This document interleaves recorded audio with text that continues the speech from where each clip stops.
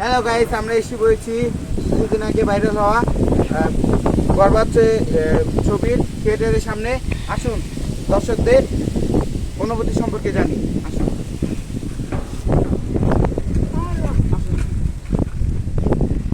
আপনার বরবাদ ছবিটি দেখে কি অনুভূতি হচ্ছে? বরবাদ ছবি থেকে আমার অনুভূতি বলে বোঝাতে পারছি না, কষ্ট হয়। যখন ওই খায়রুল সুন্দরীকে গলায় কলসি বেঁধে পানিতে ফেলা হয়েছিল তখন আমার কষ্ট হয়েছিল। বরবাদ ছবির একটা গান বলেন তো।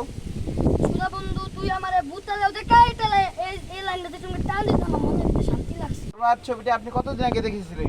দিন না পোকা 11 বছর আগে দেখেছি। ইতিমধ্যে আমরা জেনেছি একজনের অনুভূতি সম্পর্কে। আসুন আরেকজনের অনুভূতি সম্পর্কে জানি। ছবিটি দেখে আপনার অনুভূতি কি? আমার অনুভূতি অনেক ভালো।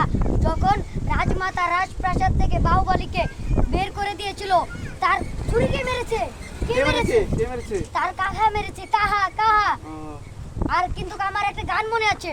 গানটা বলেন তো। ইয়া কবি আমার সে লবণ দিয়া আম খাইছে, আপন ভাই ছুরি মারছে, বাইস্তাই পড়ে গেছে, কেসে হুয়া আমের ছুরি।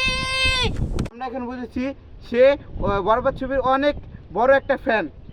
আসুন আরেকজনের সম্পর্কে জানি। ছবি দেখে আপনার অনুভূতি কি? আমার অনুভূতি অনেক ভালো। ভালো। বরবাদ ছবি একটা ডায়লগ বলেন। ওই জিল্লু মাল দে। এই নে বল। ইতিমধ্যে জেনেছি তারাও বরবাদ ছবি অনেক বড় একটা ফ্যান। গাইস আসসালামু আলাইকুম, আপনাদের জন্য একটা বিনোদনী ভিডিও বানিয়েছি।